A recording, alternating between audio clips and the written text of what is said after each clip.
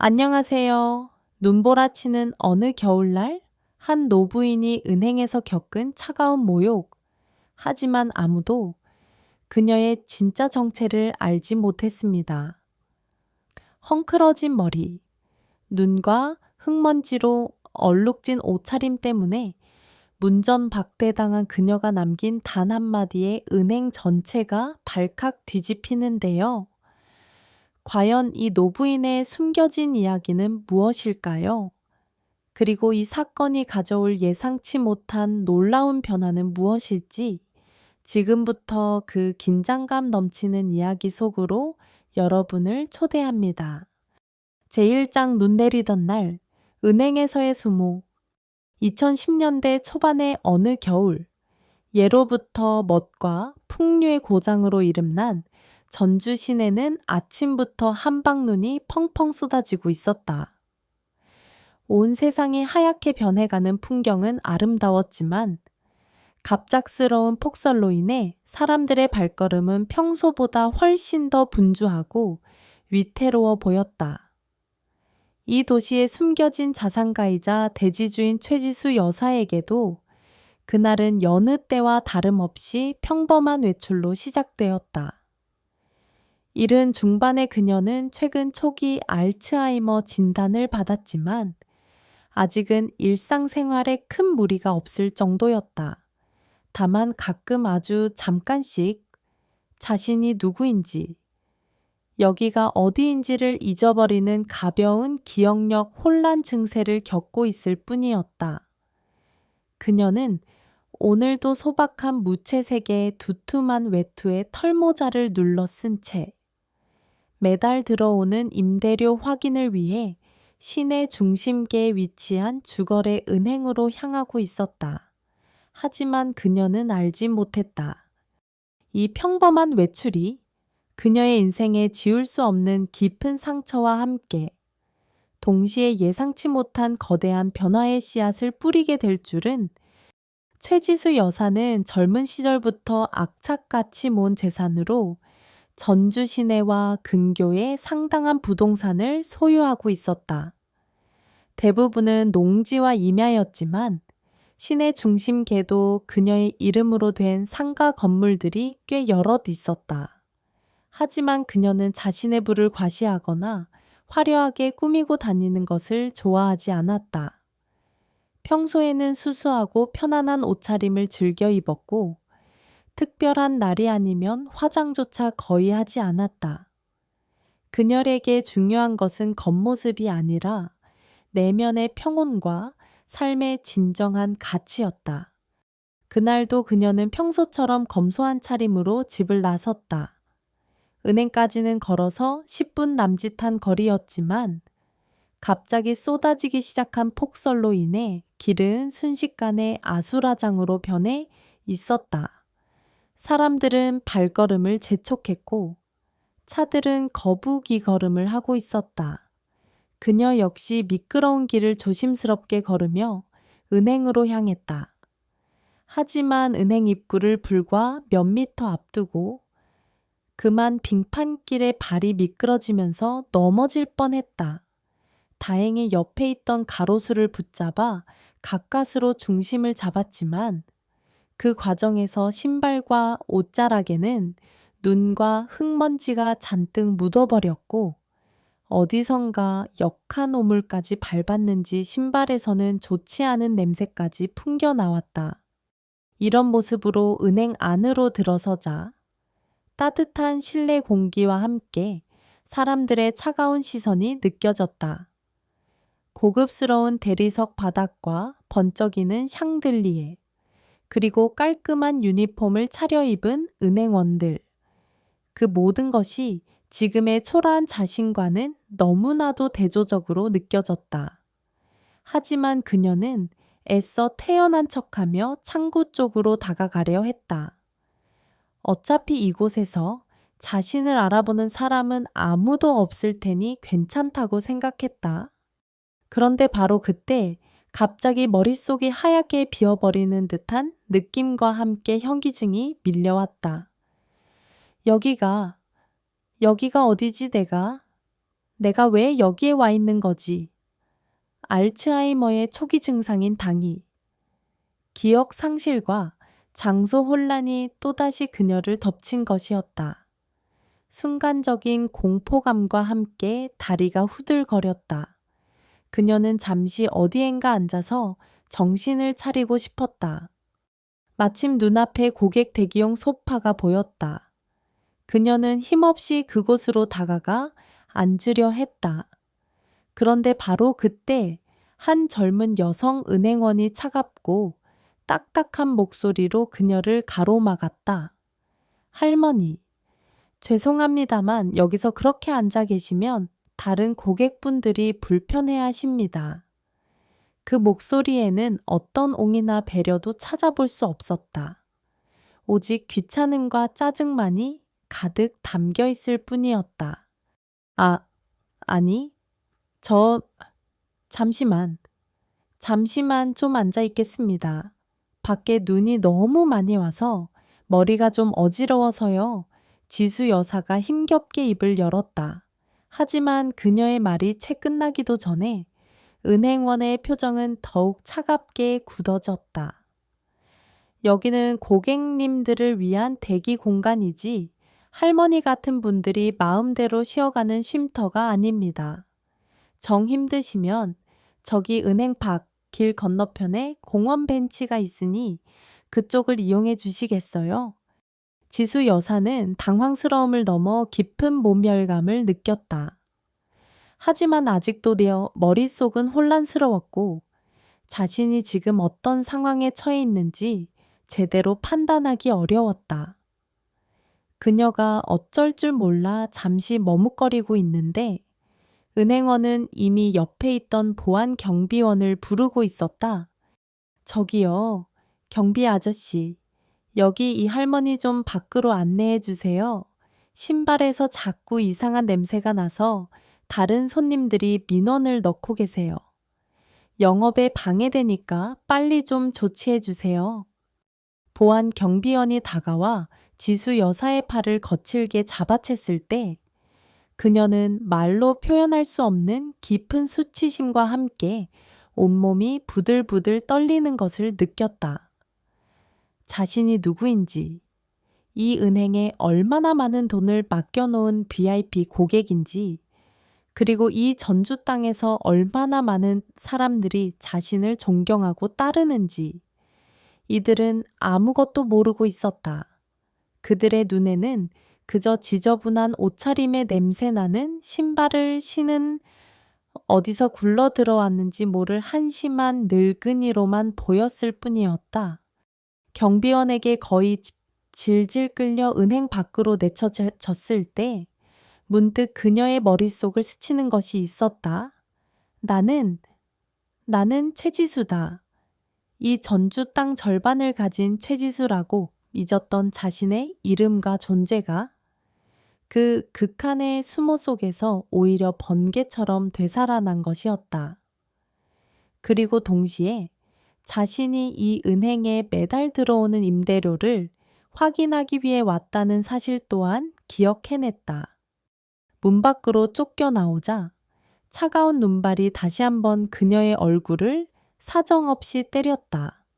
순간 발이 미끄러워 하마터면 엉덩방가를 찧을 뻔했지만 가까스로 기렵해 세워진 입간판을 붙잡고 중심을 잡았다. 지나가던 사람들이 그녀를 이상한 눈으로 쳐다보고 수군거리는 소리가 들려왔다. 그제서야 그녀는 자신의 모습이 얼마나 엉망인지 깨달았다. 눈과 오물로 얼룩진 외투, 헝클어진 머리카락, 그리고 냄새나는 신발까지 누가 봐도 영락없는 노숙자의 행사액이었다. 하지만 그게 뭐 어떻단 말인가? 사람을 겉모습만으로 판단하고 함부로 대하는 저들이 문제인 것을 지수 여사의 가슴 한구석에서 뜨거운 분노가 치밀어 오르기 시작했다. 그리고 그 분노는 곧 차가운 결심으로 바뀌었다. 이대로 그냥 넘어갈 수는 없지. 반드시 오늘 내가 당한 이 수모를 되갚아 주리라. 그리고 저들에게 진정한 인간 존중의 의미가 무엇인지 뼈저리게 가르쳐 주리라. 그녀의 눈빛이 매섭게 빛나기 시작했다. 눈 내리던 그날, 은행에서 겪었던 차가운 모욕은 그녀의 남은 인생을 뒤흔들 거대한 폭풍의 시작을 알리고 있었다. 제2장 존엄을 위한 방역 준비. 눈보라를 헤치고 집으로 돌아오는 최지수 여사의 발걸음은 무거웠지만 그녀의 마음은 오히려 차갑게 타오르는 분노와 함께 어떤 단단한 결의로 가득 차고 있었다. 은행에서 겪었던 모욕적인 순간들이 계속해서 머릿속을 맴돌았지만 이제 그녀는 더 이상 수치심이나 절망감에 빠져 있지 않았다. 대신 이 부당한 현실을 어떻게 바로잡을 것인가에 대한 생각만이 그녀의 머릿속을 가득 채우고 있었다. 사람을 어떻게 겉모습만 보고 그렇게 함부로 대할 수 있단 말인가? 내가 만약 정말 아무것도 가진 것 없는 힘없는 노인이었다면 오늘의 이 수모를 어디에 하소연할 수 있었을까? 그녀는 평생을 정직하고 성실하게 살아왔다고 자부했다. 젊은 시절부터 한 푼, 두 푼 악착같이 모아 이룬 재산이었고 그 과정에서 단 한 번도 남에게 부당한 이득을 취하거나 해를 끼친 적이 없었다. 그렇게 쌓아 올린 부와 명예였지만 오늘 은행에서 그녀가 겪은 것은 한낱 초라한 노인네에 대한 냉대와 멸시뿐이었다. 집에 도착하자마자 최지수 여사는 가장 먼저 따뜻한 물로 몸을 씻고 깨끗한 옷으로 갈아입었다. 더러워진 옷가지와 함께 오늘 겪었던 불쾌한 감정들도 모두 씻어내고 싶었다. 그리고는 곧장 서재로 향했다. 그녀는 떨리는 손으로 전화기를 들고 자신의 오랜 법률 자문이자 인생의 든든한 조력자인 강민호 변호사에게 전화를 걸었다. 강 변호사님, 저 최지수입니다. 지금 혹시 통화 괜찮으십니까? 그녀의 목소리는 아직 조금 떨리고 있었지만 그 안에는 단호한 의지가 담겨 있었다. 수화기 너머로 강민호 변호사의 차분하고 신뢰감 있는 목소리가 들려왔다. 아, 회장님. 안녕하십니까? 그럼요. 괜찮습니다. 무슨 일 있으십니까? 목소리가 평소와 조금 다르신 것 같습니다. 최지수 여사는 잠시 심호흡을 하고 오늘 은행에서 겪었던 모든 일들을 차분하지만 상세하게 설명하기 시작했다. 갑작스러운 폭설, 미끄러운 길에서 넘어질 뻔했던 상황, 더러워진 옷차림, 그리고 은행 안으로 들어섰을 때 겪었던 기억력 혼란 증세, 그리고 마침내 은행 직원의 냉담한 태도와 경비원에게 끌려 나오다시피 했던 그 치욕적인 순간까지 그녀는 어떤 감정적인 동요도 없이 마치 법정에서 증언을 하듯 객관적인 사실들만을 담담하게 전달했다. 강민호 변호사는 그녀의 이야기가 진행되는 동안 단 한마디의 말도 없이 묵묵히 듣고만 있었다. 하지만 수화기 너머로 전해져 오는 그의 깊은 침묵 속에서 최지수 여사는 그가 자신만큼이나 이 사건에 대해 분노하고 있음을 느낄 수 있었다. 모든 이야기가 끝났을 때 잠시 동안의 정적이 흘렀다. 그리고 마침내 강민호 변호사가 무겁게 입을 열었다. 회장님, 정말 불쾌하고 황당한 일을 겪으셨습니다. 어떻게 그런 일이? 제가 다 죄송스럽고 송구스러운 마음입니다. 그의 목소리에는 진심 어린 위로와 함께 은행 측의 몰상식한 처사에 대한 깊은 분노가 담겨 있었다. 괜찮습니다.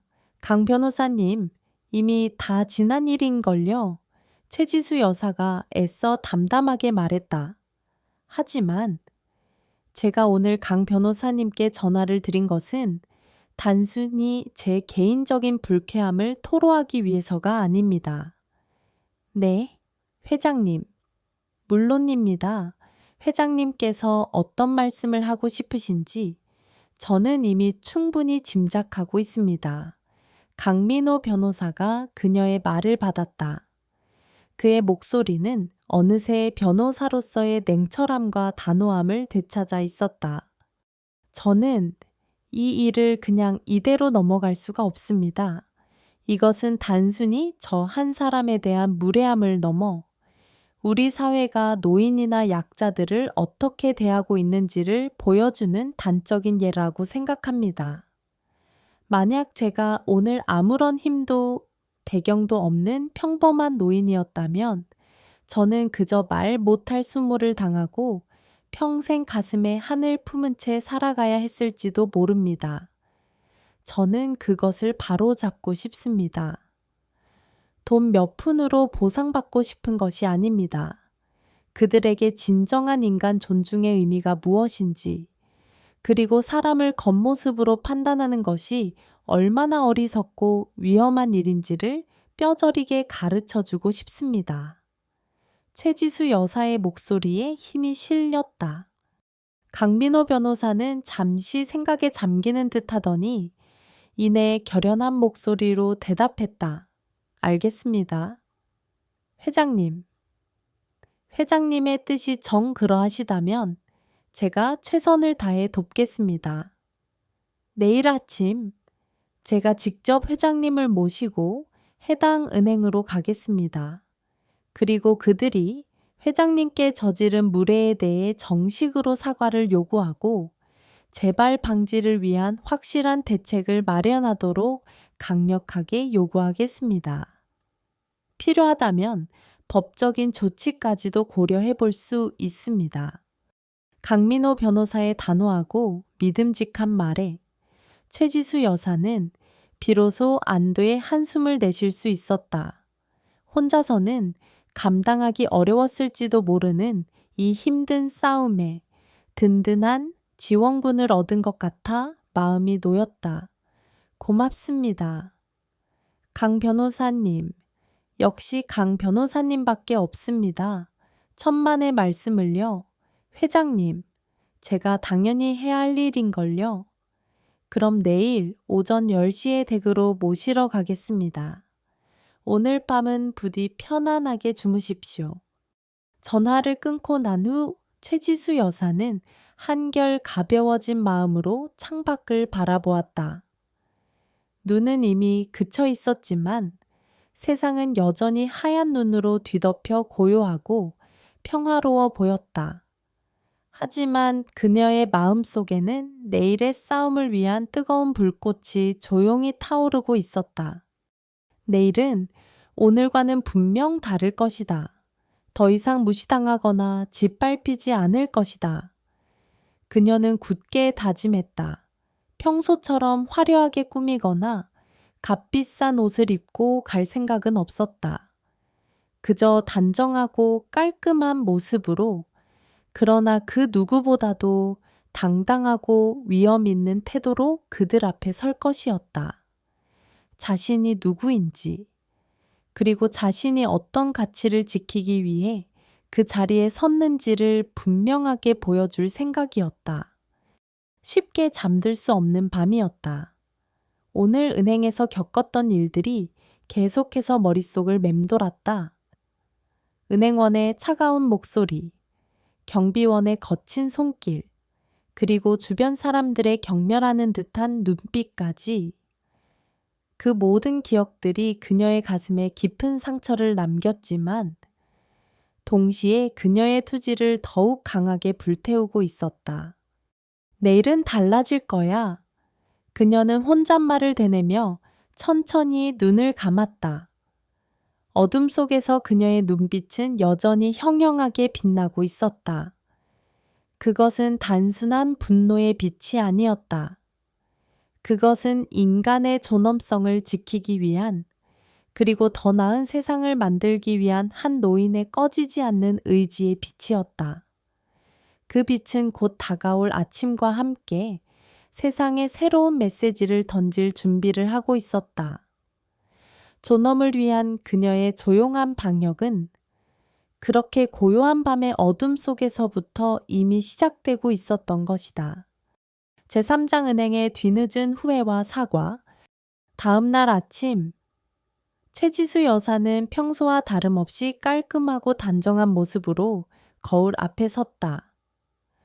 화려하지 않은 무채색의 정장이었지만 잘 다려진 옷깃과 은은한 진주 귀걸이는 그녀의 기품을 한층 더 돋보이게 했다. 머리도 단정하게 빗어 넘기고 옅은 화장으로 혈색을 더했다. 어제와는 확연히 다른, 그러나 여전히 소박하면서도 위엄 있는 모습이었다. 그녀의 눈빛은 밤사이 더욱 단단하고 깊어져 있었다. 약속한 시간, 강민호 변호사가 그녀의 집 앞에 도착했다. 회장님, 많이 기다리셨습니까? 오늘 컨디션은 좀 어떠십니까? 강 변호사가 걱정스러운 눈빛으로 물었다. 괜찮습니다. 강 변호사님, 어제보다는 훨씬 마음이 편안합니다. 최지수 여사가 옅은 미소와 함께 대답했다. 그녀의 목소리에는 차분함과 함께 어떤 결연함이 묻어 있었다. 은행으로 향하는 차 안에서 강민호 변호사가 다시 한번 오늘 계획에 대해 물었다. 회장님, 혹시 오늘 정말로 예금을 전액 인출하실 생각이십니까? 아니면 그들에게 다른 요구를 하실 생각이신지요? 최지수 여사는 잠시 창밖을 바라보다가 천천히 입을 열었다. 아니요, 강 변호사님, 돈을 빼려는 것이 아닙니다. 제가 원하는 것은 돈이 아니에요. 저는 그들에게 진정한 교훈을 주고 싶은 겁니다. 사람을 어떻게 대해야 하는지, 그리고 그들의 오만함이 얼마나 큰 상처를 줄 수 있는지를 깨닫게 해주고 싶습니다. 은행 앞에 도착하자 어제의 그 치욕스러웠던 기억이 다시 한번 떠올랐다. 하지만 오늘의 최지수 여사는 어제의 그 무력했던 노인이 아니었다. 그녀는 당당한 발걸음으로 강민호 변호사와 함께 은행 안으로 들어섰다. 은행 안은 아침부터 분주하게 움직이는 손님들과 직원들로 가득했다. 어제와는 사뭇 다른 활기찬 분위기였다. 최지수 여사는 조금의 망설임도 없이 어제 자신을 내쫓았던 바로 그 창구로 곧장 향했다. 창구 안에는 어제 그 젊은 여성 은행원이 앉아 있었다. 그녀는 다른 고객과 상담 중인 듯 바쁘게 서류를 처리하고 있었다. 최지수 여사가 창구 앞에 멈춰 서자 은행원은 잠시 고개를 들어 그녀를 힐끗 쳐다보더니 다시 서류로 시선을 돌렸다. 그녀는 어제의 그 초라했던 노부인을 전혀 기억하지 못하는 듯했다. 아니, 어쩌면 기억하고 싶지 않았을지도 모른다. 어제 저를 기억하십니까? 최지수 여사의 목소리는 낮고 단호했다. 하지만 그 안에는 어떤 분노나 격앙된 감정 대신 차분한 위엄이 담겨 있었다. 은행원은 그제야 다시 고개를 들어 최지수 여사를 찬찬히 살펴보았다. 그리고는 영문을 모르겠다는 듯 약간은 귀찮다는 표정으로 대답했다. 죄송합니다만 제가 어제 너무 많은 고객님들을 상대해서 혹시 무슨 일로 오셨는지요? 그녀의 말투에는 여전히 어떤 사과나 반성의 기미도 찾아볼 수 없었다. 바로 그때 최지수 여사의 옆에 서 있던 강민호 변호사가 앞으로 나섰다. 그의 손에는 서류 가방이 들려 있었고 그의 눈빛은 날카롭게 빛나고 있었다. 어제 이 자리에서 귀은행의 직원으로부터 심각한 모욕과 부당한 대우를 받으신 분에 대해 말씀드리러 왔습니다. 강 변호사의 목소리는 조용했지만 은행 전체에 울려 퍼질 만큼 단호하고 힘이 있었다.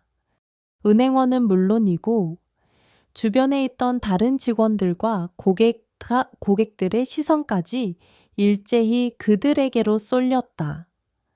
은행원은 당황한 표정으로 강민호 변호사와 최지수 여사를 번갈아 쳐다보았다.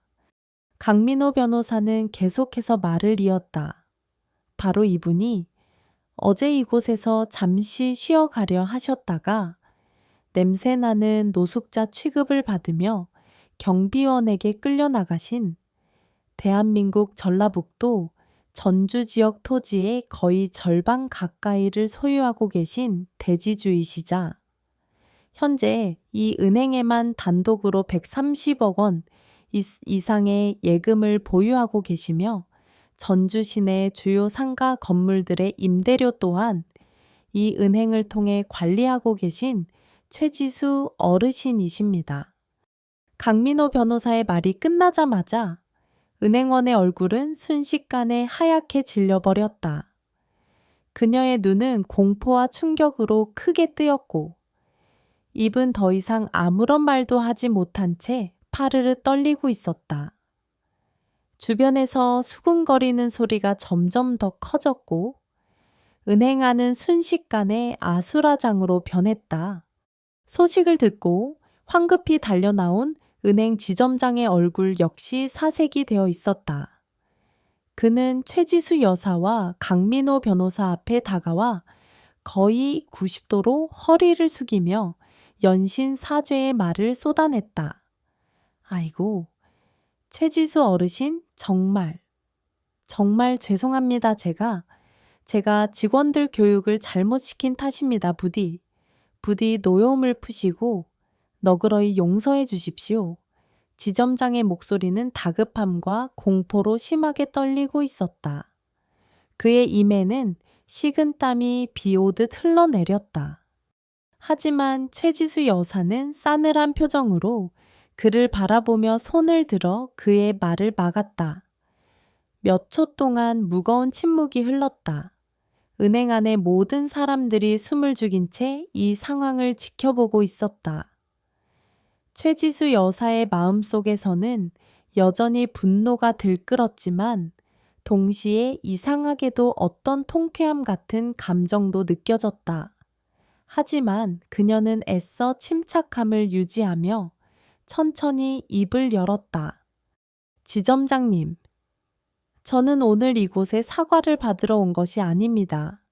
그녀의 목소리는 낮고 차분했지만 그 안에 담긴 무게는 결코 가볍지 않았다. 저는 지점장님과 여기 계신 모든 분들께 한 가지 질문을 드리고 싶어서 왔습니다. 지점장은 물론이고 어제 최지수 여사를 모욕했던 그 은행원과 경비원까지 모두가 마른 침을 삼키며 그녀의 다음 말을 기다렸다.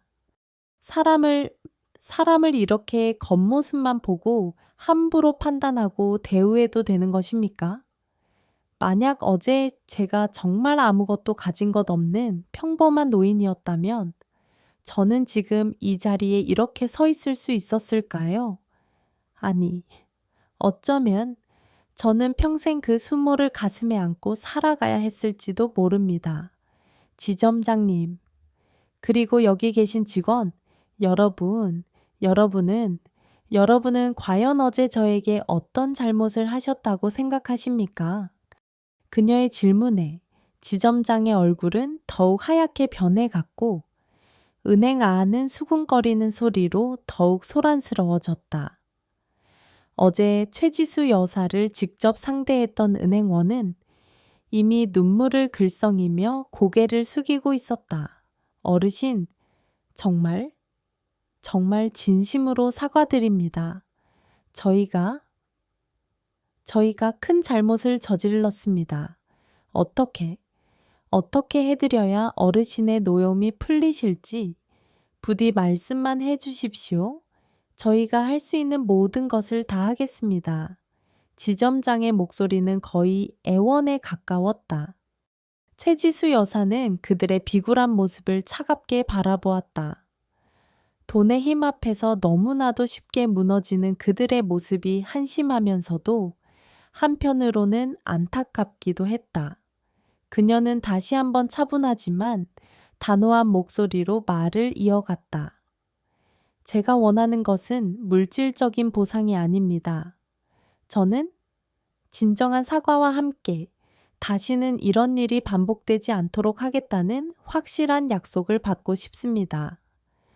그리고 그것이 단지 저 한 사람을 위한 것이 아니라 이 사회의 모든 약자들을 위한 것이 되기를 바랍니다.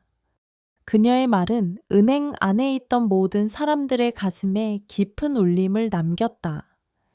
은행 직원들은 물론이고 그 광경을 지켜보던 다른 고객들까지도 숙연한 표정으로 그녀의 말에 귀를 기울이고 있었다.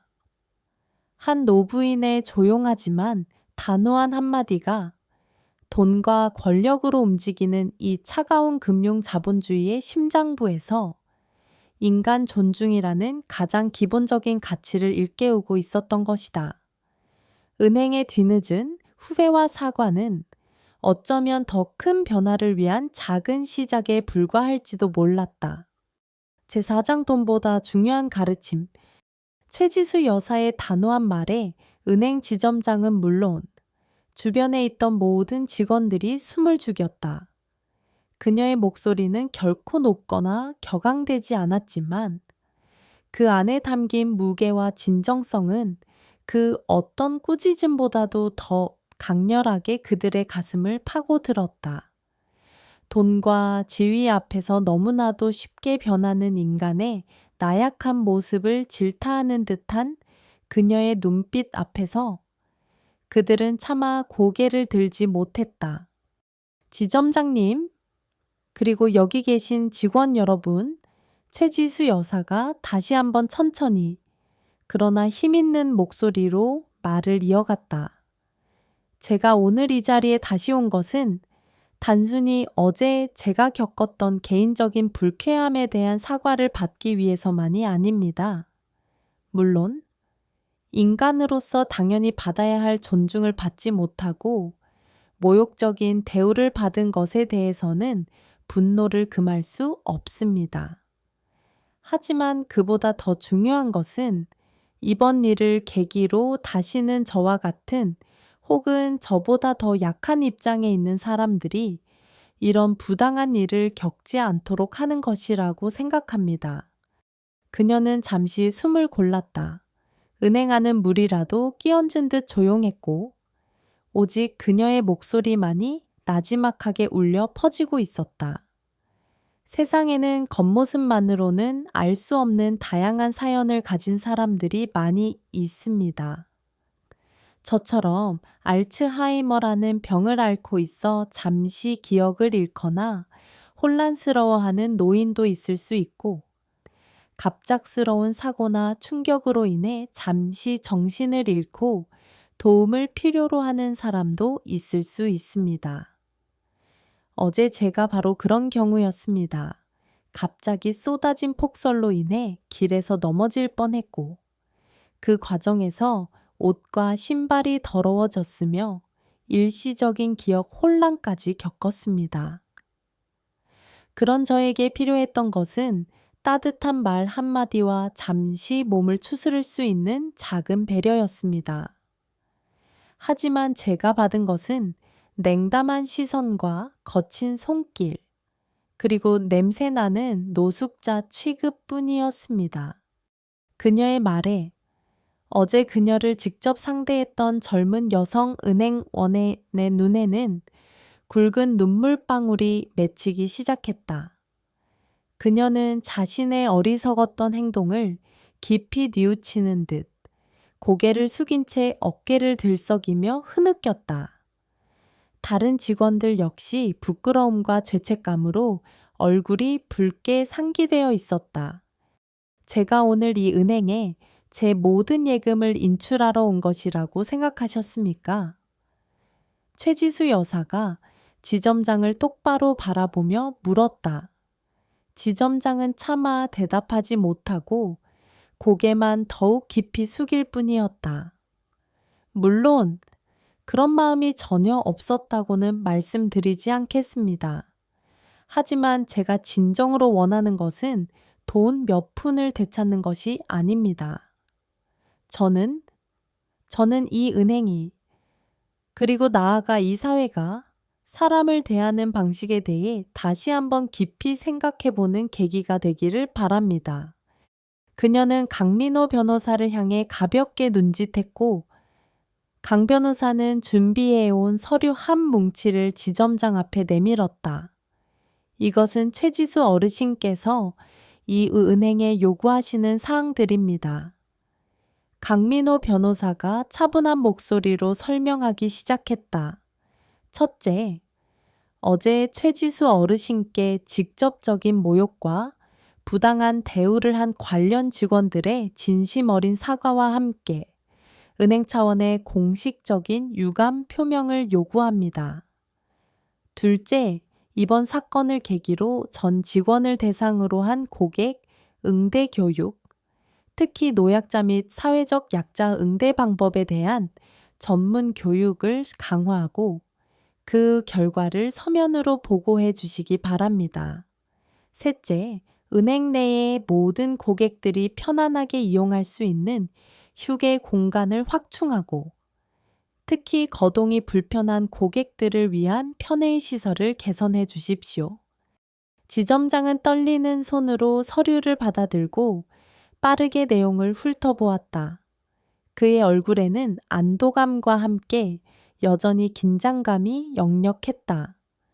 강민호 변호사는 말을 계속했다.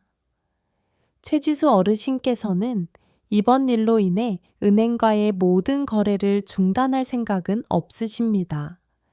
하지만 앞으로 한 달 동안 은행 측에서 얼마나 진정성 있는 변화의 노력을 보여주시는지를 지켜보실 것입니다. 만약 한 달 후에도 이와 유사한 문제가 반복되거나 은행 측의 개선 의지가 보이지 않는다고 판단될 경우 그때는 정말로 모든 예금 인출과 함께 거래 은행 변경을 심각하게 고려하실 것입니다. 부디 이 점 명심해 주시기 바랍니다. 최지수 여사는 조용히 고개를 끄덕이며 강민호 변호사의 말에 힘을 실어주었다. 돈이 소중하지 않다는 것이 아닙니다. 하지만 돈보다 더 소중한 것은 바로 사람의 마음을 얻는 것이라고 생각합니다. 진정한 사과와 함께 진심으로 변화하는 모습을 보여주신다면 저는 기꺼이 이 은행과의 인연을 계속 이어갈 것입니다. 하지만 또다시 이런 일이 반복된다면 그때는 저 역시 더 이상 관용을 베풀기 어려울 것 같습니다. 그녀의 말은 부드러웠지만 그 안에 담긴 경고의 메시지는 결코 가볍지 않았다. 지점장은 거의 울상이 된 표정으로 연신 고개를 조아렸다. 네? 어르신 명심하고 또 명심하겠습니다. 저희가 정말 큰 잘못을 저질렀습니다. 어르신께서 주신 이 한 달이라는 시간을 결코 헛되이 보내지 않고 반드시 모든 고객분들이 존중받고 편안하게 이용할 수 있는 은행으로 거듭나도록 최선을 다하겠습니다. 부디 저희에게 기회를 한 번 더 주십시오. 최지수 여사는 더 이상 아무 말 없이 자리에서 천천히 일어섰다. 오늘은 여기까지입니다. 한 달 후에 다시 찾아뵙겠습니다. 그녀는 강민호 변호사와 함께 은행을 나섰다. 그들의 등 뒤로 지점장을 비롯한 모든 은행 직원들이 일제히 허리를 깊이 숙여 배웅하는 모습이 보였다. 어제 그녀가 쫓겨나오던 그 문을 오늘은 너무나도 당당하고 위험 있는 모습으로 걸어 나오고 있었다. 밖으로 나오니 밤새 내린 눈은 이미 대부분 그쳐 있었지만 길은 여전히 질퍽거리고 미끄러웠다. 하지만 어제와는 달리 최지수 여사의 마음은 한결 가볍고 평온했다. 강 변호사님, 오늘 정말 고맙습니다. 강 변호사님 덕분에 제 마음속의 무거운 짐을 조금이나마 내려놓을 수 있었던 것 같습니다. 강민호 변호사는 부드러운 미소와 함께 대답했다. 천만의 말씀을요, 회장님. 오히려 회장님의 그 깊은 지혜와 용기 있는 가르침이 저 은행사 사람들에게 돈으로도 살 수 없는 아주 값진 깨달음을 주셨을 거라고 생각합니다. 단순히 예금을 빼는 것보다 훨씬 더 크고 의미 있는 일을 하신 겁니다. 집으로 돌아오는 길, 차창 밖으로 보이는 전주 시내의 풍경이 유난히 정겹게 느껴졌다. 그녀가 평생을 사랑하고 가꿔온 이 도시, 그리고 이 도시 안에서 열심히 살아가는 사람들. 그녀는 문득 자신이 가진 것들을 이들을 위해 좀 더 의미 있게 사용할 수 있는 방법이 없을까 하는 생각을 하게 되었다. 오늘 은행에서의 경험은 그녀에게 단순히 불쾌한 사건으로만 그치지 않고 그녀의 남은 인생에 대한 새로운 질문과 함께 작은 변화의 씨앗을 심어주고 있었다. 돈보다 중요한 가르침은 어쩌면 그녀 자신에게도 새로운 삶의 방향을 제시해주고 있는지도 몰랐다. 제5장 사회적 파장과 은행의 변화. 최지수 여사와 강민호 변호사가 은행을 다녀간 그날 오후부터 전주 시내에는 심상치 않은 소문이 퍼지기 시작했다. 처음에는 은행 내부 직원들 사이에서 쉬쉬하며 이야기되던 것이 점차 입소문을 타고 은행을 방문했던 고객들에게까지 알려지게 된 것이었다. 그리고 다음 날 아침 지역 신문 한 면에는 전주 지역 대지주 최, 모 할머니, 은행의 부당 대우의 일침, 돈보다 중요한 것은 인간 존중이라는 자극적인 제목의 기사가 대문짝만하게 실렸다. 기사의 내용은 최지수 여사가 은행에서 겪었던 일과 다음 날 변호사와 함께 은행을 찾아가 당당하게 자신의 입장을 밝히고 은행 측의 사과와 개선을 요구했던 과정을 상세하게 다루고 있었다. 익명의 은행 내부 관계자의 제보를 바탕으로 작성된 듯한 기사에는 최지수 여사의 신상에 대한 구체적인 언급은 없었지만 그녀가 전주 지역에 존경받는 자산가이자 평소 검소한 생활을 하는 인물이라는 점, 그리고 초기 알츠하이머를 앓고 있다는 사실까지 암시적으로 드러나 있었다. 기사가 나가자마자 파장은 엄청났다. 전주 시민들은 은행의 몰상식한 처사에 분노했고 최지수 여사의 용기 있는 행동에 아낌없는 지지와 찬사를 보냈다. 지역 방송국에서도 이 사건을 비중 있게 다루기 시작했고 인터넷 포털 사이트와 지역 커뮤니티 게시판에는 은행을 비난하고 최지수 여사를 응원하는 댓글들이 수백, 수천 개씩 달렸다. 와, 정말 사이다 같은 이야기네요. 요즘 세상에 아직도 사람을 겉모습으로 판단하는 곳이 있다니 은행이라는 곳이 정말 실망스럽습니다. 최지수 할머님, 정말 멋지십니다. 그 연세에 그런 용기를 내시다니 존경스럽습니다. 할머님 덕분에 우리 사회가 조금이라도 더 나아질 것 같습니다. 우리 부모님도 은행 갔다가 비슷한 경험하신 적이 있는데 그때는 그냥 참고 넘어왔거든요. 할머님처럼 당당하게 맞서지 못했던 게 후회되네요. 해당 은행은 각성하라 VIP 고객한테만 친절하고 힘없어 보이는 노인이라고 함부로 대하는 건 명백한 차별이다. 사회적 파장이 걷잡을 수 없이 커지자 해당 은행 본점에서도 이 사태의 심각성을 인지하고 즉각적인 조치에 착수했다. 가장 먼저 은행장은 공식적인 사과문을 발표하고 최지수 여사에게 직접 찾아가 다시 한번 용서를 구했다. 그리고 전 직원을 대상으로 한 대대적인 고객 응대 교육 프로그램을 긴급 편성했다. 교육 내용은 이전과는 완전히 달랐다. 단순한 친절 교육을 넘어 고객의 다양성을 이해하고 존중하는 방법, 특히 노약자나 장애인, 그리고 최지수 여사의 경우처럼 일시적인 어려움을 겪고 있는 고객들을 위한 맞춤형 응대 매뉴얼이 새롭게 만들어졌다. 심리학 전문가와 사회복지 전문가까지 초빙되어 공감 능력 향상과 인권 감수성 교육이 집중적으로 이루어졌다. 은행 내부 시설 또한 대대적으로 개선되었다. 이전에는 형식적으로만 존재했던 고객 휴게 공간은 훨씬 더 넓고 안락하게 바뀌었고, 그 안에는 따뜻한 차와 다과, 그리고 편안한 독서 자료들까지 비치되었다. 또한 거동이 불편하거나 도움이 필요한 고객들을 위한 특별 상담 창구가 신설되었고, 휠체어나 유모차도 쉽게 드나들 수 있도록 문턱을 없애고 경사로를 설치하는 등 유니버설 디자인이 적극적으로 도입되었다. 한 달 후, 최지수 여사는 강민호 변호사와 함께 다시 한번 그 은행을 방문했다. 은행의 모습은 한 달 전과는 완전히 달라져 있었다. 입구에서부터 직원들은 밝은 미소와 함께 정중하게 그녀를 맞이했고, 창구 직원들은 이전의 딱딱하고 사무적인 태도 대신 진심으로 고객의 입장을 헤아리려는 따뜻한 모습을 보여주었다.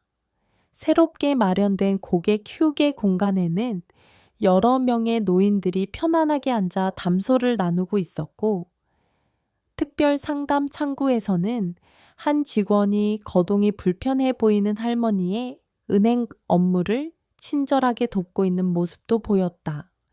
지점장은 최지수 여사 앞에서 지난 한 달 동안 은행이 기울인 노력과 변화들을 상세하게 보고했다. 그의 목소리에는 진심 어린 반성과 함께 앞으로는 정말 달라지겠다는 굳은 의지가 담겨 있었다. 어르신, 저희가 정말 큰 잘못을 저질렀었습니다. 어르신의 꾸짖음이 아니었다면 저희는 아마 영원히 저희의 오만함과 무지함을 깨닫지 못했을 것입니다. 어르신께서 저희에게 주신 이 한 달이라는 시간은 저희 은행 전체가 다시 태어나는 소중한 기회가 되었습니다. 부디 저희의 진심 어린 사과와 변화의 노력을 너그러이 받아주시면 감사하겠습니다. 최지수 여사는 말없이 은행 안을 천천히 둘러보았다. 직원들의 변화된 표정과 말투, 그리고 고객들을 배려하는 세심한 시설들, 그것은 결코 하루아침에 이루어진 보여주기식 변화가 아니었다. 그 안에는 진심으로 뉘우치고 더 나은 서비스를 제공하고자 하는 그들의 진정성이 담겨 있었다. 좋습니다. 지점장님, 최지수 여사가 마침내 입을 열었다. 오늘 보니 은행이 정말 많이 달라진 것 같습니다. 지점장님과 직원 여러분의 노력이 헛되지 않았음을 알겠습니다. 앞으로도 지금과 같은 마음으로 모든 고객들을 존중하고 배려하는 따뜻한 은행이 되어주시길 바랍니다. 그녀의 말에 지점장과 모든 직원들의 얼굴에 환한 미소가 떠올랐다. 그들은 다시 한번 최지수 여사에게 깊이 허리를 숙여 감사를 표했다.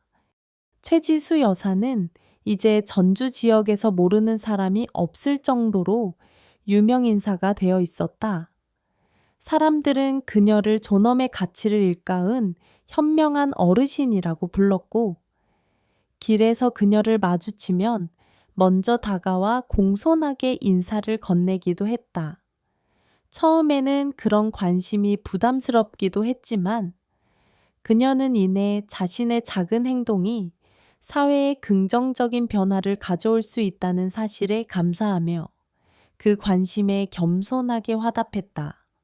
그녀는 가끔 지역 신문이나 방송사와 인터뷰를 하기도 했고, 노인복지 관련 간견회에 초청받아 자신의 경험을 나누기도 했다. 그럴 때마다 그녀는 항상 같은 이야기를 강조했다. 사람을 겉모습으로 판단해서는 안 됩니다. 우리 모두는 각자의 사연과 아픔을 가지고 살아가는 존엄한 존재들입니다. 서로의 다름을 인정하고 존중하며 따뜻한 마음으로 서로를 대할 때 우리 사회는 더욱 아름답고 살기 좋은 곳이 될 것이라고 믿습니다. 그녀의 말은 많은 사람들에게 깊은 울림을 주었고, 전주 지역 사회에는 보이지 않는 긍정적인 변화의 바람이 불기 시작했다. 은행뿐만 아니라 다른 서비스 업종에서도 고객 응대 방식이 개선되기 시작했고, 노인이나 약자에 대한 사회적 관심과 배려 또한 눈에 띄게 높아졌다. 최지수 여사는 그 모든 변화를 지켜보며 조용히 미소 지었다. 그녀가 원했던 것은 거창한 사회 개혁이 아니었다. 그저 사람들이 서로를 조금 더 따뜻한 시선으로 바라보고 서로의 마음을 헤아릴 줄 아는 그런 세상을 바랐을 뿐이었다. 그리고 그녀의 그 작은 바람은 이제 잔잔한 파문이 되어 세상으로 퍼져나가고 있었다. 눈 내리던 어느 겨울날, 한 노부인이 은행에서 겪었던 차가운 모욕은 그렇게 세상을 조금 더 따뜻하게 만드는 아름다운 이야기의 시작이 되고 있었다. 제6장 새로운 결심, 알츠하이머 센터 건립. 은행에서의 사건 이후 최지수 여사의 일상에는 작은 변화들이 찾아왔다. 예전처럼 홀로 조용히 지내는 시간이 많았지만 이제 그녀의 마음속에는 새로운 생각들이 싹트기 시작했다. 그것은 바로 자신이 가진 것들을 어떻게 하면 좀 더 의미 있고 가치 있게 사용할 수 있을까에 대한 고민이었다. 특히 자신의 알츠하이머 진단은 그녀에게 남은 시간이 많지 않을 수도 있다는 현실을 직시하게 만들었고, 더 늦기 전에 무언가 세상에 도움이 되는 일을 하고 싶다는 간절한 바람을 갖게 했다.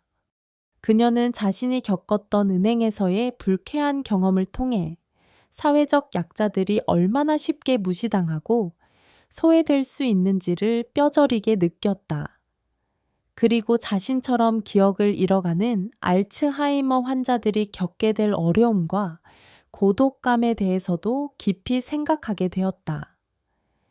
그들에게 필요한 것은 단순한 동정이나 시혜가 아니라 인간으로서의 존엄성을 지키며 살아갈 수 있도록 돕는 실질적인 지원과 따뜻한 관심이라는 것을 깨달았다. 어느 날 저녁, 따뜻한 차 한 잔을 마시며 창밖으로 보이는 전주의 야경을 바라보던 최지수 여사는 문득 한 가지 결심을 하게 되었다. 그래, 더 늦기 전에 내가 가진 것들로 그들을 위한 공간을 만들자. 기억을 잃어가더라도 마지막까지 인간다운 존엄을 지키며 살아갈 수 있는 그런 곳을? 다음 날 아침, 그녀는 자신의 오랜 변호사이자 든든한 조력자인 강민호 변호사에게 전화를 걸었다. 강 변호사님, 저 최지수입니다. 다름이 아니라 제가 꼭 하고 싶은 일이 생겨서요. 혹시 시간 괜찮으시면 오늘 오후에라도 잠시 뵐 수 있을까요? 강민호 변호사는 흔쾌히 그녀의 요청을 수락했고, 그날 오후 그녀의 자택을 방문했다. 최지수 여사는 강 변호사에게 자신의 생각을 차분히 설명하기 시작했다. 강 변호사님, 제가 제 남은 재산 중 일부를 사회에 환원하고 싶습니다. 특히 저처럼 알츠하이머를 앓고 있는 환자분들과 그 가족들을 위한 전문적인 케어센터를 건립하고 싶습니다. 그녀의 목소리는 떨림 없이 단호했고, 눈빛은 그 어느 때보다 진지하게 빛나고 있었다. 강민호 변호사는 잠시 놀란 표정을 지었지만 인내 깊은 존경심이 담긴 눈빛으로 그녀를 바라보며 말했다. 회장님, 정말 훌륭한 결심을 하셨습니다. 회장님의 그 따뜻한 마음과 깊은 뜻에 진심으로 경의를 표합니다. 물론입니다. 제가 회장님의 그 숭고한 뜻을 이루시는 데 필요한 모든 법률적, 행정적 지원을 아끼지 않겠습니다. 그날부터 최지수 여사와 강민호 변호사는 알츠하이머 케어센터 건립을 위한 구체적인 계획을 세우기 시작했다. 가장 먼저 최지수 여사는 자신이 소유하고 있는 전주시 외곽에 넓은 임야 중 일부를 센터 건립 부지로 기부하기로 결정했다. 그곳은 자연 환경이 아름답고 공기가 맑아. 환자들이 심리적인 안정과 함께 자연 속에서 치유받을 수 있는 최적의 장소였다. 다음으로 그녀는 센터 건립과 초기 운영에 필요한 막대한 자금을 자신의 사재에서 출연하기로 했다. 수십 년간 모아온 재산의 상당 부분을 아무런 미련 없이 내놓는 그녀의 모습에 강민호 변호사는 다시 한번 깊은 감명을 받았다.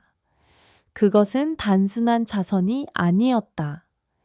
자신의 모든 것을 걸고 세상의 마지막 선물을 남기려는 한 인간의 숭고한 결단이었다. 센터의 이름은 소박하지만 진심을 담아 최지수 기억 나눔, 쉼터라고 잠정적으로 정했다. 기억을 잃어가는 사람들이 서로의 남은 기억을 나누고 따뜻한 보살핌 속에서 편안하게 쉬어갈 수 있는 공간이라는 의미를 담고 싶었다. 센터 건립 계획은 생각보다 훨씬 더 복잡하고 어려운 과정이었다. 부지 선정부터 시작해서 건축 설계, 의료시설 및 장비 구입, 전문 의료진 및 간병 인력 확보, 그리고 운영 프로그램 개발까지 어느 것 하나 쉬운 일이 없었다. 때로는 알츠하이머 증상으로 인해 방금 전까지 논의했던 내용을 잊어버리거나 혼란스러워하는 날들도 있었지만 그럴 때마다 강민호 변호사와 주변사 사람들이 그녀를 헌신적으로 도왔다. 특히 강 변호사는 자신의 본업까지 잠시 미뤄두고 마치 자신의 일처럼 발벗고 나서서 모든 실무적인 문제들을 해결해 나갔다. 최지수 여사는 단순히 자금만 지원하는 것을 넘어 센터의 건축 설계부터 내부 인테리어, 그리고 운영 프로그램 하나하나까지 직접 셔먼이 참여하며 세심한 관심을 기울였다. 그녀는 자신이 직접 경험하고 느꼈던 알츠하이머 환자들의 어려움과 필요를 누구보다 잘 알고 있었기에 센터가 환자 중심의 그리고 인간 중심의 공간이 될 수 있도록 모든 노력을 아끼지 않았다. 환자들이 가장 중요하게 생각하는 것은 비싼 의료 장비나 화려한 시설이 아닙니다. 그것은 바로 존중입니다. 자신이 여전히 한 명의 소중한 인간으로 존중받고 있다는 느낌, 그리고 따뜻한 관심과 보살핌을 받고 있다는 안정감. 그것이야말로 그 어떤 약보다도 더 훌륭한 치료제가 될 수 있다고 저는 믿습니다. 그녀는 설계팀과 의료진에게 늘 그렇게 강조했다.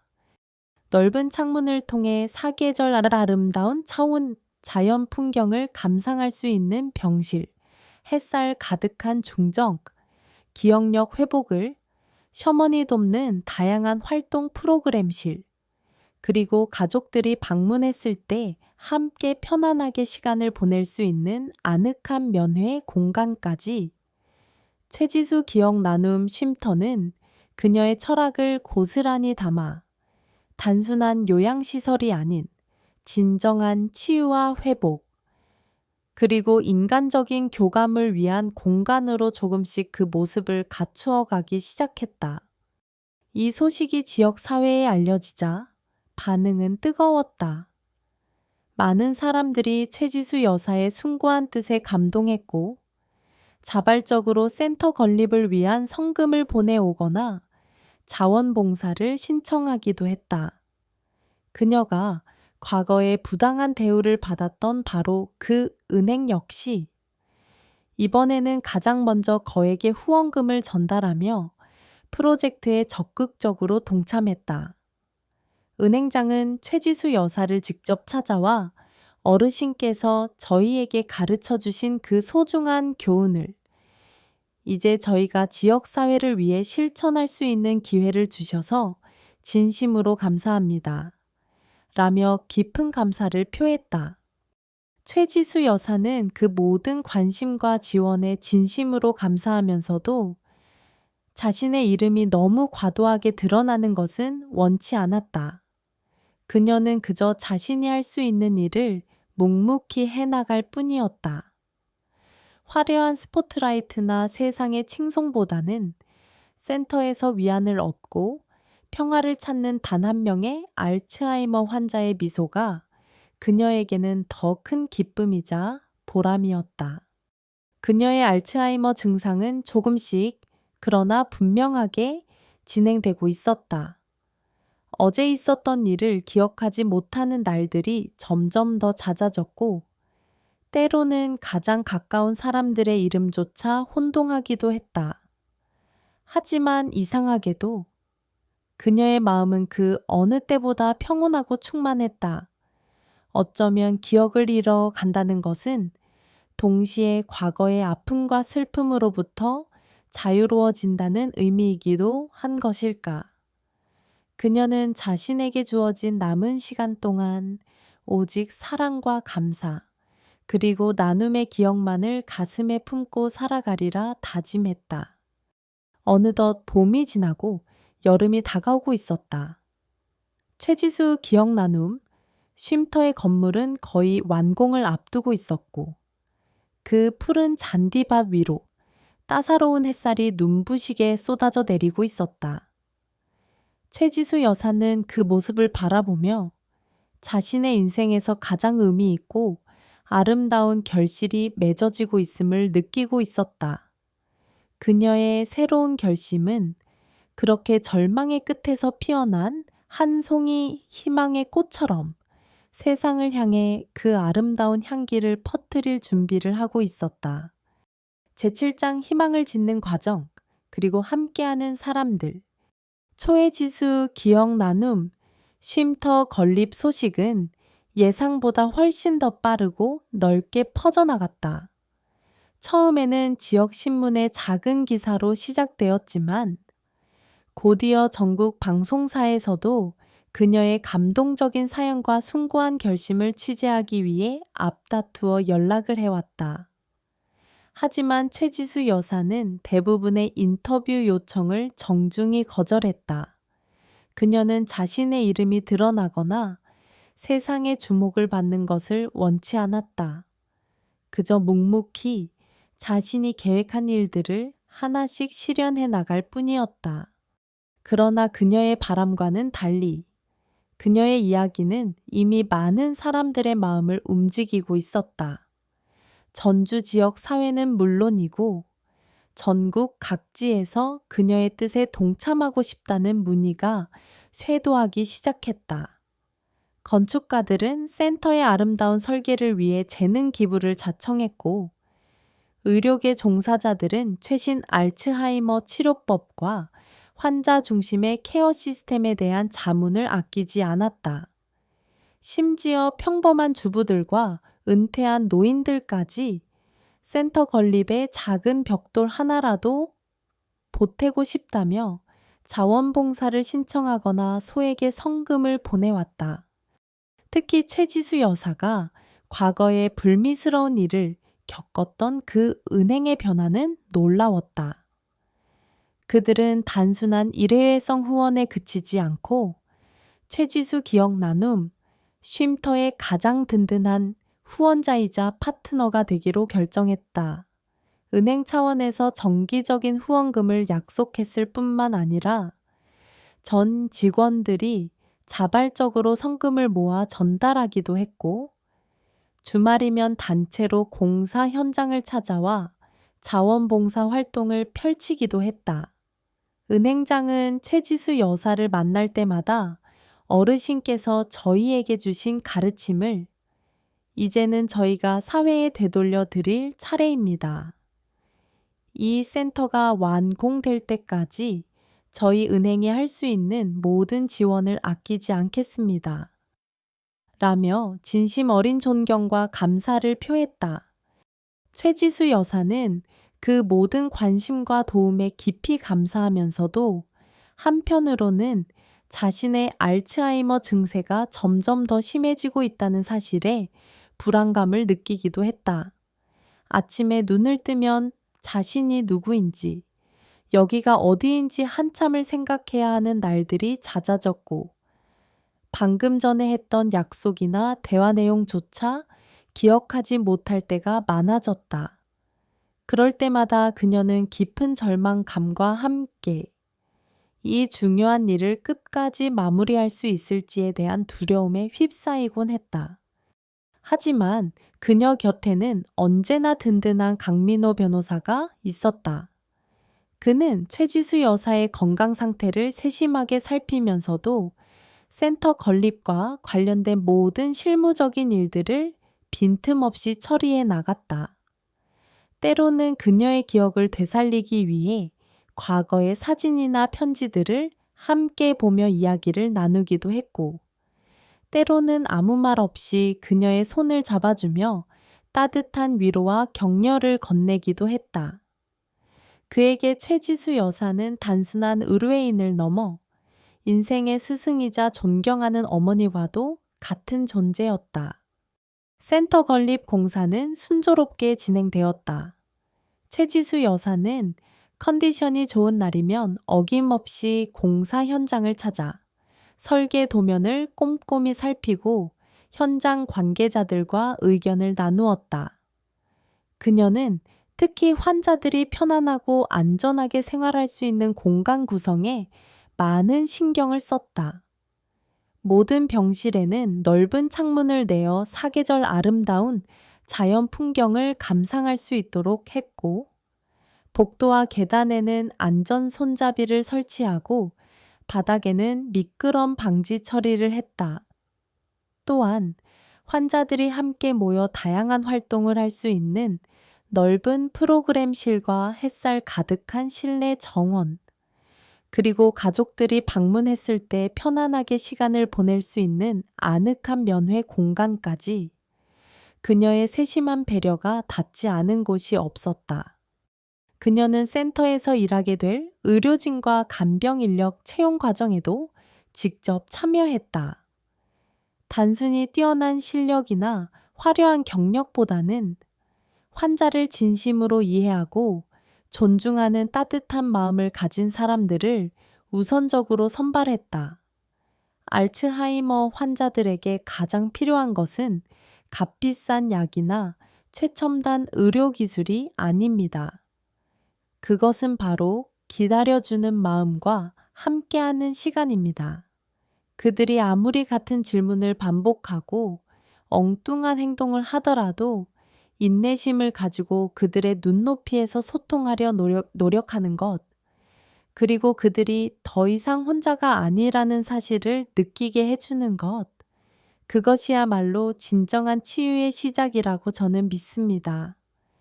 그녀는 면접을 보는 모든 지원자들에게 그렇게 강조했다.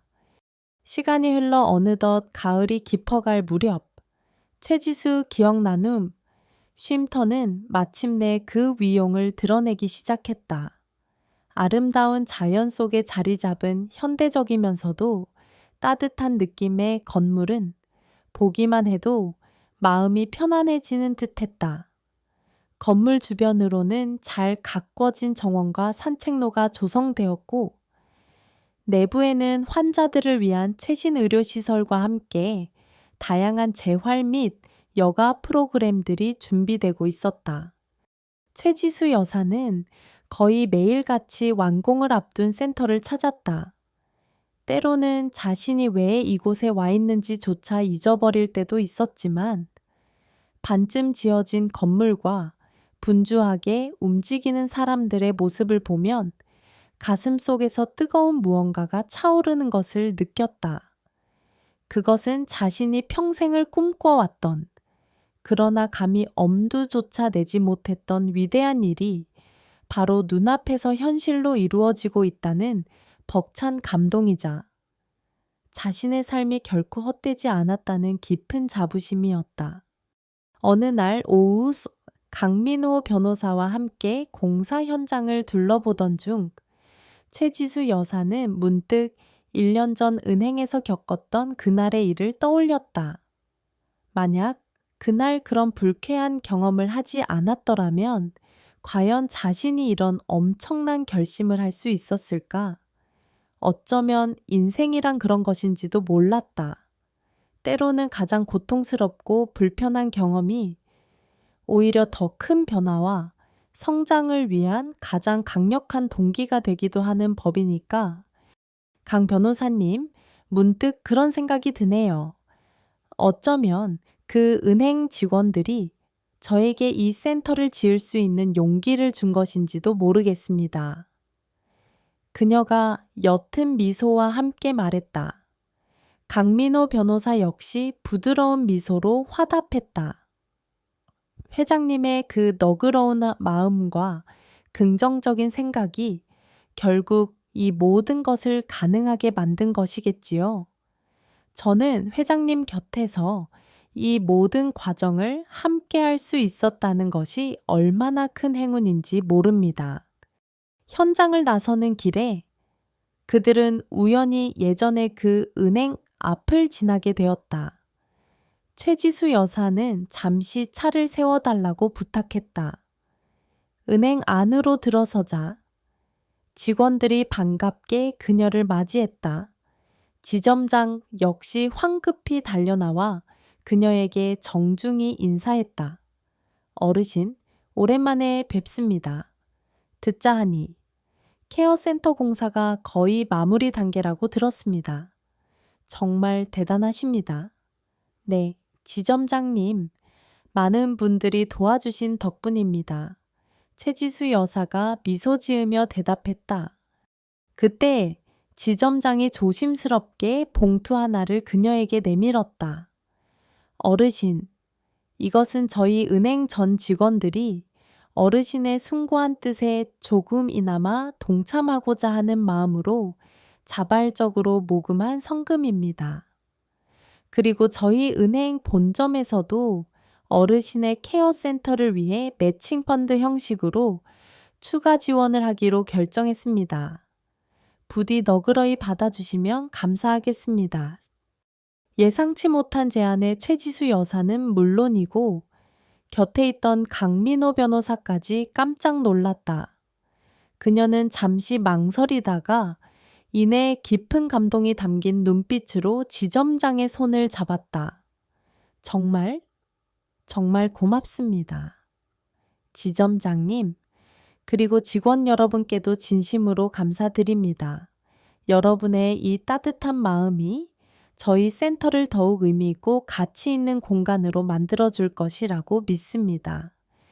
그날 이후로 최지수 기억나눔 쉼터 건립에는 더욱 많은 지역 주민들과 기업들의 따뜻한 손길이 이어졌다.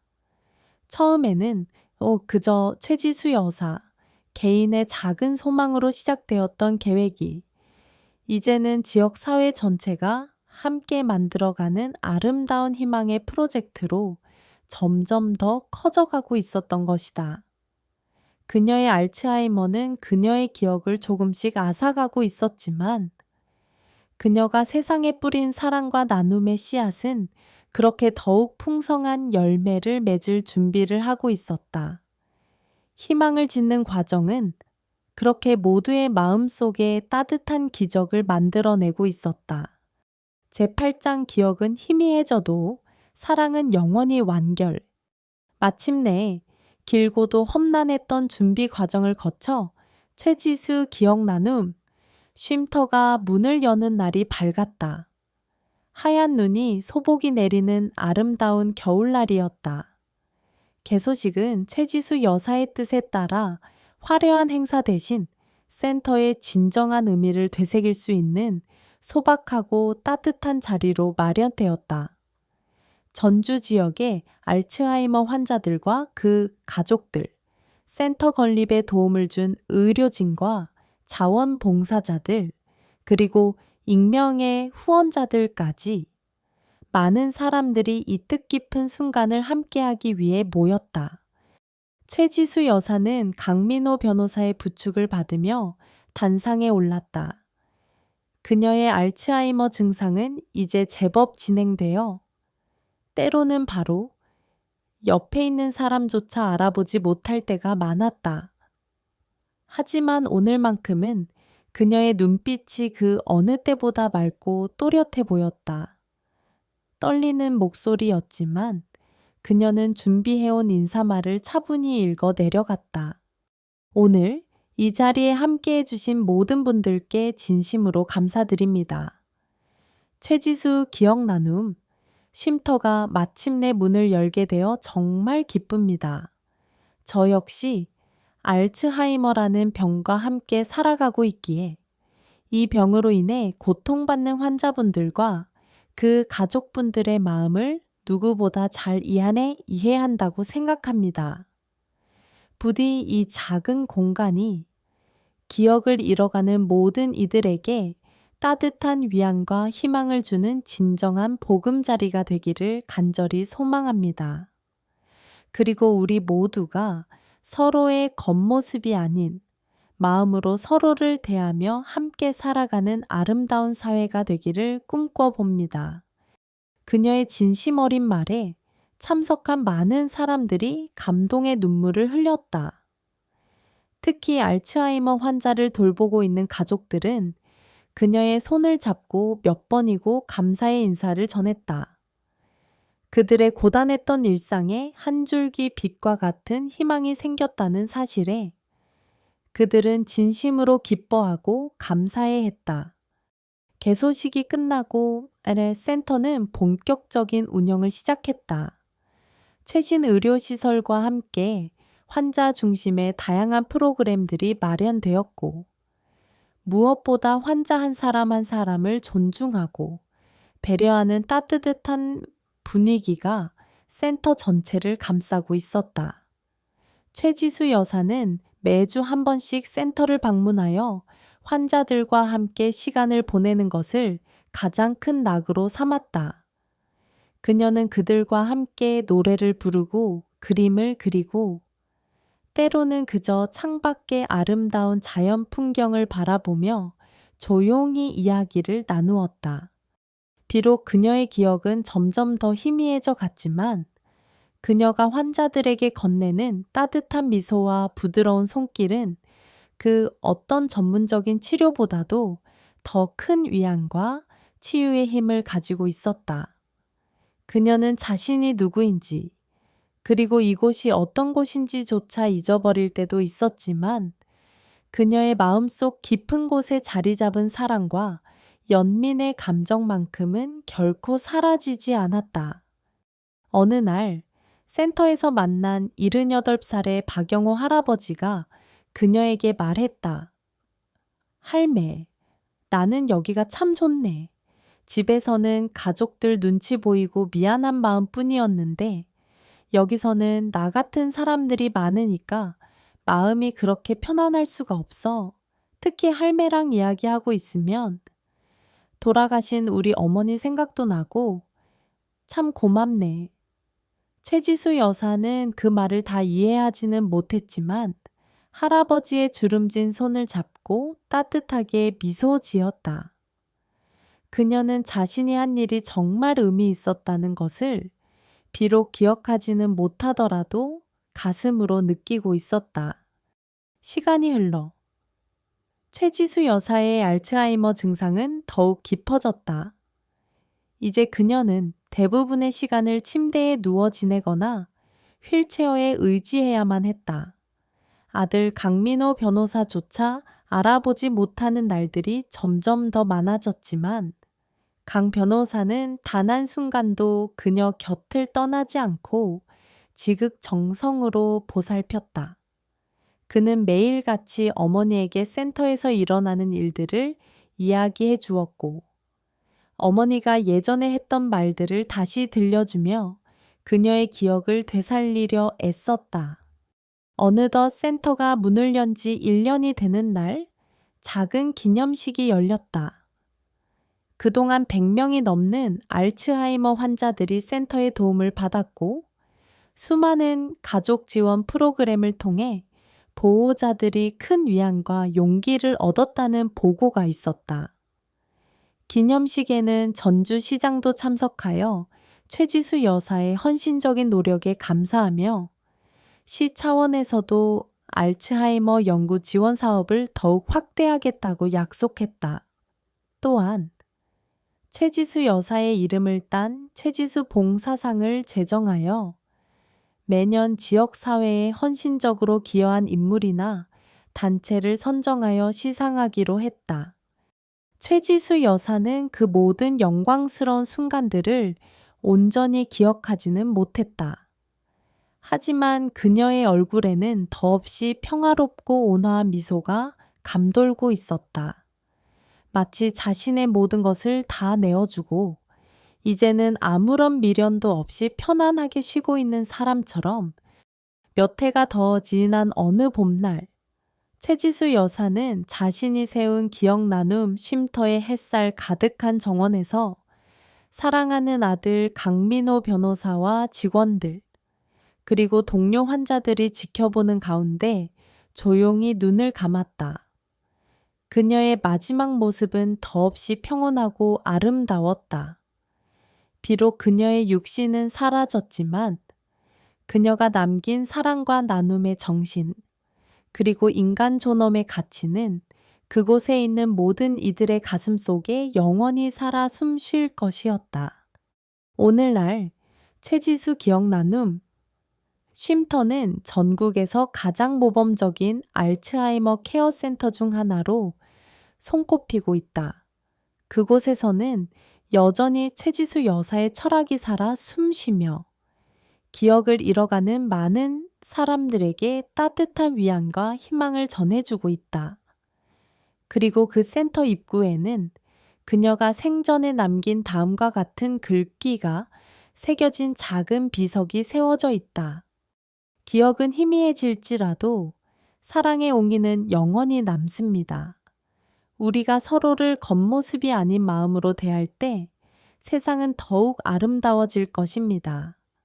눈 내리던 어느 겨울날 한 노부인이 은행에서 겪었던 차가운 모욕은 그렇게 세상을 바꾸는 따뜻한 기적의 씨앗이 되었던 것이다.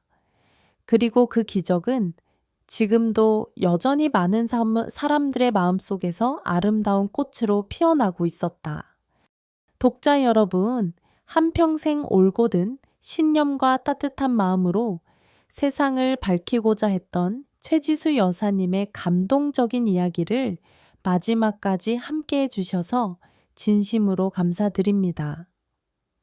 이 이야기는 한 개인의 불쾌한 경험이 어떻게 사회 전체에 긍정적인 변화를 가져올 수 있는지, 그리고 인간의 존엄성은 그 어떤 상황에서도 지켜져야 할 소중한 가치임을 이야기하고자 했습니다.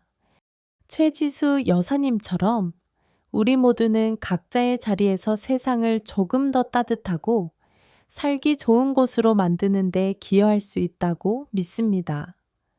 비록 기억은 시간과 함께 희미해질지라도 우리가 나눈 사랑과 선행의 흔적은 영원히 남아 사람들의 마음속에 빛을 더할 것입니다. 이 이야기가 여러분의 삶의 작은 울림과 함께 주변을 돌아보는 따뜻한 계기가 되었기를 소망합니다. 부족한 글이지만 귀한 시간을 내어 함께 해주신 모든 독자분들께 다시 한번 깊은 감사의 말씀을 전합니다. 늘 건강과 행복이 가득하시기를 바라며 앞으로도 마음을 움직이는 좋은 이야기로 찾아뵐 수 있도록 노력하겠습니다. 감사합니다.